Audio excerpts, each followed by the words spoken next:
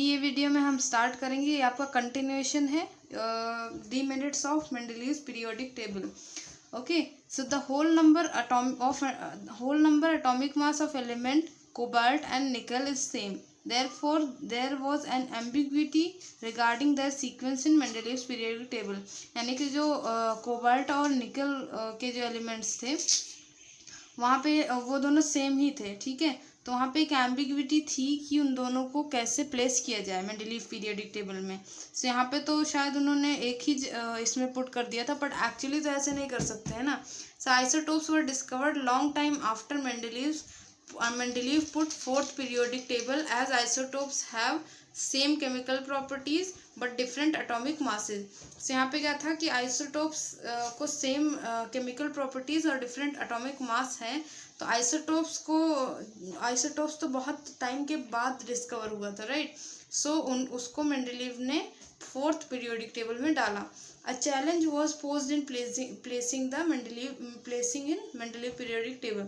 सो यहाँ पे क्या था कि आइसोटोप्स बाद में डिस्कवर हुए तो मेंडलीव ने उन्हें फोर्थ पीरियोडिक टेबल में डाला. बट क्या हुआ कि यहाँ पे चैलेंज आया उनको कि कैसे इसे प्लेस किया जाए, बिकॉज उसकी केमिकल प्रॉपर्टी सेम थी और एटॉमिक मासेस डिफरेंट थे. When elements were arranged in increasing order of atomic masses, the rise in atomic mass does not appear to be uniform. It was not possible, therefore, to predict how many elements could be discovered between two heavy elements. जब elements arrange होने लगे increasing order of atomic mass से, तो atomic mass appear ही नहीं, मतलब uniform था, appear ही नहीं हो रहा था. मतलब बहुत हेवी एलिमेंट्स थे, इसलिए तो वहाँ पे भी पॉसिबल ही नहीं था कि किसी दो हेवी एलिमेंट को एक साथ पुट करो. ठीक है, तो उन्होंने भी उसे बहुत मतलब हर जगह चैलेंजेस आए कि उन्होंने बहुत उसके लिए भी रीडिंग्स अलग अलग निकाली, नए नए प्रेडिक्शंस किए और उसके बाद ही उन्हें टेबल के अंदर पुट किया, राइट.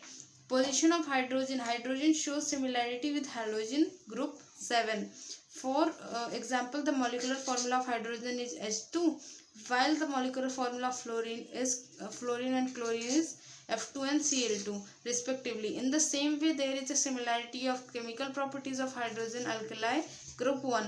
यहाँ पे कुछ सिमिलैरिटीज़ थी अल्कलाई मेथड्स में, तो उनका कहीं मतलब जैसे अभी नाम तो आपको मिल जाता है, बट उसका केमिकल फार्मूला, उसका नेम क्या होगा, उसको शॉर्ट में क्या बुलाएंगे, तो उसके लिए वो भी उन्हें फॉर्म करना पड़ता है. तो कहाँ पे Cl2 होगा, H2 होगा, या Na होगा, K होगा, तो वो किस टाइप में पुट करना है, उसमें भी उनको चैलेंज फेस करना पड़ा. So on considering the above particle, it cannot be decided whether the correct position of hydrogen is in the group of alkali metal group 1 or in the group halogens of group 7. तो वहाँ पे भी बाद में तक यहाँ पे ये डिसाइड नहीं हो पाया था कि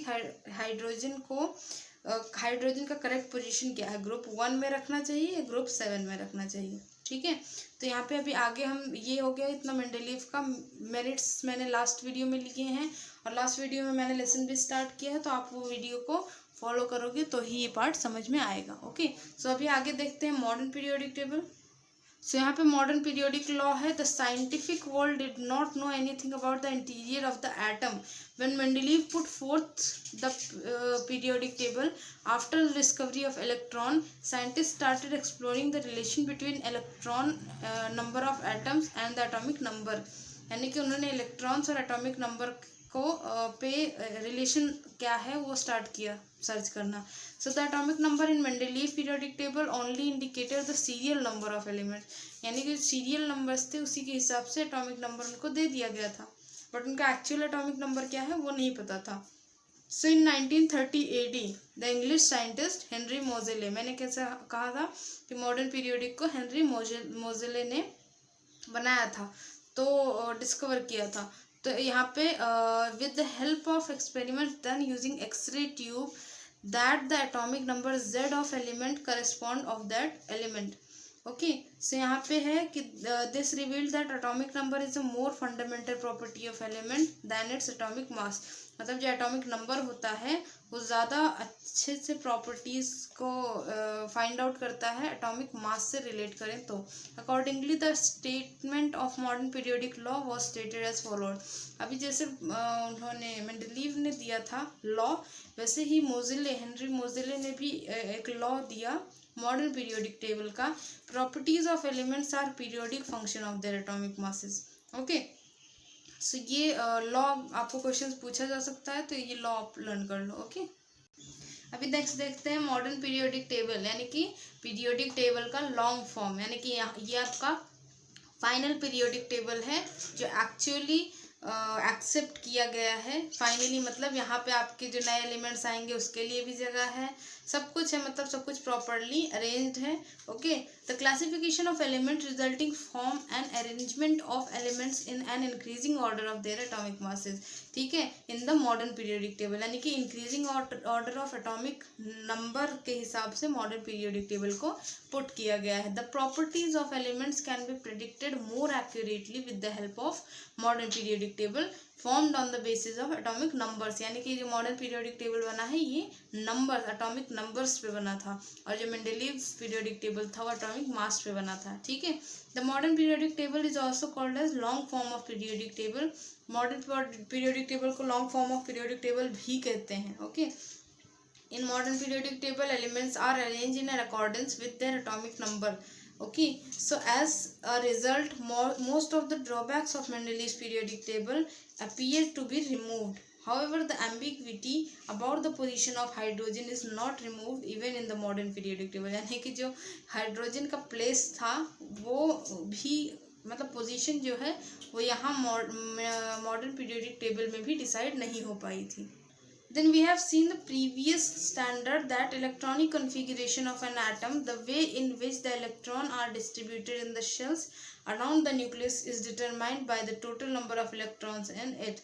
यानी कि यहाँ पे हमने देखा कि जैसे पिछले प्रीवियस स्टैंडर्ड में हमने देखा कि इलेक्ट्रॉनिक कॉन्फ़िगरेशन ऑफ एटम जो था वो इलेक्ट्रॉन्स के थ्रू, शेल्स के थ्रू डिस्ट्रीब्यूट किया गया था, है ना, और total number of electrons in an atom are same as the atomic number. The relation between atomic number of an element and its electronic configuration is clearly seen in the modern periodic table. यानी कि element का जो atomic number था और जो electronic configuration था ये दोनों ही मॉडर्न पीरियोडिक टेबल में बहुत प्रॉपरली शो हुआ है। Okay, structure of the modern periodic table, अभी हम उसका स्ट्रक्चर देखते हैं।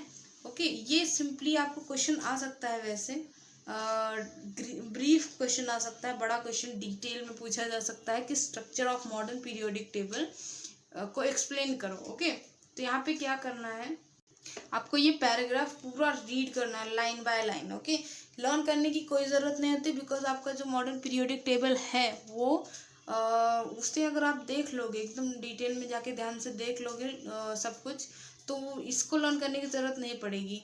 ये वहाँ पे आपको सब कुछ समझ में आ जाएगा कि यहाँ पे क्या क्या करना है, कौन से रोज़ हैं, कौन से पीरियड्स हैं, कौन से ग्रुप्स हैं, फिर उसके बाद उसमें कितने एलिमेंट्स हैं, कौन से हॉरिजॉन्टल में हैं, कितने वर्टिकल में हैं, कितने रोज़ हैं, कितने कॉलम्स हैं, कितने ब्लॉक्स हैं। ओके, जैसे कि 4 ब्लॉक्स होते हैं, S block, P block, D block, F block, फिर उसमें कितने, कौन से ब्लॉक में कितने ग्रुप्स होते हैं, तो एस ब्लॉक में 1 to 2 ग्रुप होता है, देन पी ब्लॉक में 13 to 18 होता है, एफ ब्लॉक में 3 to 12 होता है डी ब्लॉक में, और लैंथेनाइड और एक्टिनाइड सीरीज जो होता है वो एफ ब्लॉक होता है, right.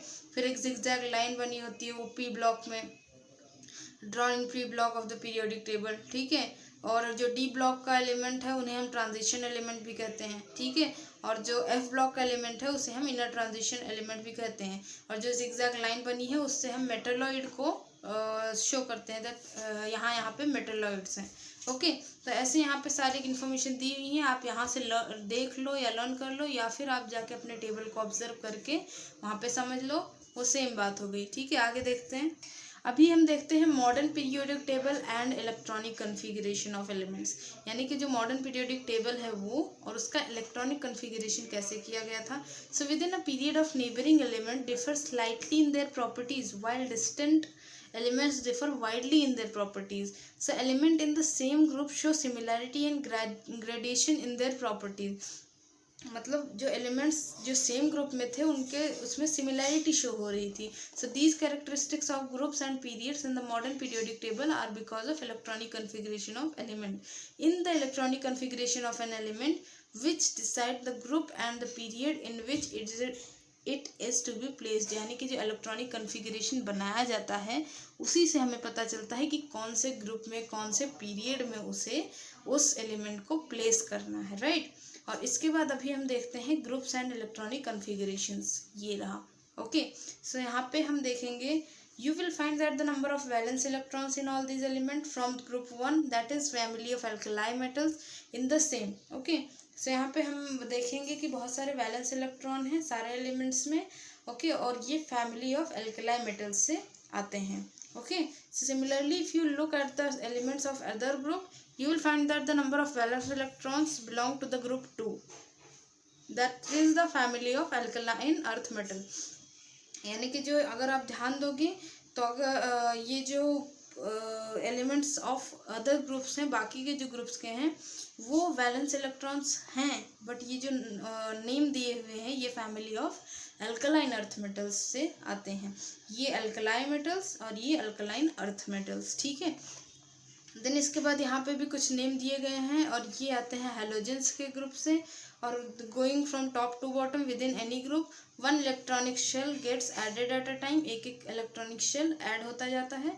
From this we can say that the electronic configuration of outermost shell is characteristics of a particular group. यानी कि जो हर एक ग्रुप का इलेक्ट्रॉनिक कन्फिगरेशन होता है वही उसका आउटर मोस्ट शेल होता है. ठीक है. However, as we go down a group, the number of shells goes on increasing. जैसे जैसे आप डाउन अ ग्रुप जाते जाएंगे नंबर ऑफ शेल्स जो है वो बढ़ते जाएंगे. राइट. और ये जो आपको नीचे दिया हुआ है ये आपको पढ़ना है. डू यू नो भी और इन द मॉडर्न पीरियोडिक टेबल भी. अगर आप देखो तो यहाँ पे characteristics of groups and periods दिया हुआ है ये भी आपको पढ़ना है. अगर आप इन ग्रीन येलो पिंक जो बॉक्सेस गिवन हैं इनके बीच से भी पढ़ लेते हैं तो ये आपके लिए बहुत पॉजिटिव पॉइंट होता है बिकॉज इनमें से भी क्वेश्चंस पूछे जाते हैं बोर्ड एग्जाम में. राइट. इन्हें रीड करना है थोड़ा सा अगर याद हो सके तो कर लेना है. नहीं याद होता है तो अगर ध्यान से रीड कर लोगे तो भी याद हो जाएगा. राइट. तो यहाँ पे इन्होंने बताया है मॉडर्न पीरियोडिक टेबल में क्या क्या होता है कितने ग्रुप्स होते हैं कितने पीरियड्स होते हैं क्या बोलते हैं उनको. यहाँ पे इन्होंने नंबर्स बताए हुए हैं. यूरेनियम का एटॉमिक नंबर बताया हुआ है. एलिमेंट्स कहाँ पे आता है यूरेनियम वो भी बताया गया है. कितना टाइम रहता है वो भी बताया गया है. ओके. तो पढ़ना इंपॉर्टेंट है बिकॉज क्वेश्चन तो कहीं से भी पूछा जा सकता है. राइट. बिकॉज ये तो आपका टेक्स्ट बुक है और वो तो आप तो ऐसा बोल नहीं सकते कि आपने टेक्स्ट बुक के बाहर का पूछा है. ठीक है. तो इसलिए ये पढ़ना इम्पोर्टेंट है. आगे देखते हैं क्या है. सो अभी हम फाइनली देखेंगे आपके वीडियो का आज का आखिरी पार्ट जो है वो है आपका मॉडर्न पीरियोडिक टेबल. ओके. ये है आपका मॉडर्न पीरियोडिक टेबल. ठीक है. आज हम यहीं पे ख़त्म करेंगे. आगे का जो पीरियड्स एंड इलेक्ट्रॉनिक कॉन्फ़िगरेशन है वो हम नेक्स्ट वीडियो से स्टार्ट करेंगे. राइट. तो यहाँ पे ये मॉडर्न पीरियोडिक टेबल है. यहाँ पे आप देखो S block, D block, P block and F block. ठीक है. 4 ब्लॉक्स होते हैं आपको याद रखना है. एटॉमिक नंबर्स, सिंबल्स, नेम और एटॉमिक मास ये अंदर इसके गिवन है. ठीक है. एटॉमिक सिंबल क्या है उसका नंबर क्या है और उसका मास क्या है सब कुछ यहाँ पे देखिए. वहाँ पे नीचे 1.0 बट यहाँ पे मैं आपको बता दूँ कि आपको नेम याद रखने की ज़रूरत होती है. ठीक है. और कितना होता है वो भी याद रखने की ज़रूरत है. ये ब्लॉक्स याद रखने की ज़रूरत है. इनके नाम भी HI, LI, Na इसको कहते क्या मतलब H को हाइड्रोजन कहते हैं Li को लिथियम कहते हैं ये भी आपको पता होना ज़रूरी है. ठीक है. ये सब इंपॉर्टेंट चीज़ें हैं. इसके बाद आपको और एक चीज़ पता होना ज़रूरी है कि हैलोजेंस कहाँ पे आते हैं, ट्रांजिशन एलिमेंट कहाँ पे आते हैं, इनर ट्रांजिशन एलिमेंट कहाँ पे आते हैं, मेटल्स कहाँ आते हैं, नॉन मेटल्स कहाँ आते हैं. ये भी चीज़ें आपको ध्यान में रखना इम्पॉर्टेंट है. और ये जो अगला हम देखने जा रहे हैं पीरियड्स एंड इलेक्ट्रॉनिक कॉन्फ़िगरेशन अगले वीडियो में यहाँ पे आपको ये सब चीज़ें डिटेल में एक्सप्लेन्ड है. और जो हमने पिछला वाला पैराग्राफ पढ़ा वहाँ पे भी ये चीज़ें गिवन हैं. ठीक है. तो आपको रीड करना है सिंपली बस. ओके. और इसके बाद यहाँ पे अगर आप देखो ये हैश साइन से है और ये स्टार साइन से है तो ये भी आपको साइंस भी याद रखने हैं. ठीक है. फिर और क्या याद रखना है कि एस ब्लॉक में कितने कौन सा ग्रुप आता है. देन डी ब्लॉक में 3 to 12 आता है. पी ब्लॉक में 13 to 18 आता है. और 13 to 18, हाँ। और एफ ब्लॉक में बचे हुए जो लास्ट के लैंथेनाइड और एक्टिनाइड सीरीज़ हैं ये आते हैं। इसको हम लैंथेनाइड और एक्टिनाइड सीरीज़ क्यों कहते हैं? क्योंकि इसके पहले एलिमेंट हैं लैंथेनाइड और इसका पहला एलिमेंट है एक्टिनाइड, तो इसलिए हम इसे लैंथेनाइड सीरीज़ और इसे एक्टिनाइड सीरीज़ कहते हैं। ठीक है, तो मॉडर्न पीरियोडिक टेबल में ये कुछ इंपॉर्टेंट चीज़ें अगर आप ध्यान में रखते हो तो आपको ये बहुत ईजी जाएगा। और मे बी अगर आपको क्वेश्चन नहीं आता है, मे बी कि अगर draw the modern periodic table, तब तो ठीक है, अगर आता है तब तो ड्रॉ करना ही पड़ेगा। नहीं आता है तो भी अगर आप कोशिश करो कि आपको इससे रिलेटेड कोई क्वेश्चन आए तो उसमें आप इसे शॉर्ट में, ये ज़रूरी नहीं कि ये सब भरो, सिर्फ आप शॉर्ट में ड्रॉ करो जहाँ पे आप ब्लॉक्स दिखाओ, ब्लॉक शो करो, ये 1 2 3 4 शो करो, लैंथेनाइड एक्टिनाइड शो करो। ओके, ऐसे कुछ चीज़ें, जैसे यहाँ पे ये पार्ट डी ब्लॉक जो है ट्रांजिशन है, ट्रांजिशन एलिमेंट्स है, मेटल्स एंड नॉन मेटल्स कहाँ पे आते हैं, ऐसे कुछ चीज़ें शो कर दो तो चलता है। सो होप ये वाला वीडियो आपको पसंद आया होगा, बिकॉज यहाँ पे मैंने कई सारी चीज़ें कवर अप की हैं। अगर आप लिंक में नहीं हो तो पिछला वीडियो ज़रूर देखो, बिकॉज लेसन मैंने उसी वीडियो में स्टार्ट किया है, राइट। और अगले वीडियो में मैं लेने वाली हूँ पीरियड्स एंड इलेक्ट्रॉनिक कॉन्फ़िगरेशन और उसके आगे के कुछ पॉइंट्स, और फाइनली उसके बाद हम लेसन्स ख़त्म करने की कोशिश करेंगे। ठीक है, तो आज के लिए इतना ही। अगर वीडियो पसंद आया तो प्लीज़ लाइक कीजिए, शेयर कीजिए और चैनल को सब्सक्राइब करना मत भूलिए। और अगर आपके आसपास रिलेटिव में या फ्रेंड्स में कोई भी 10th स्टैंडर्ड में है तो ज़रूर इस वीडियो को शेयर कीजिए, आप बहुत हेल्प कर सकते हो उनकी। Okay, thank you.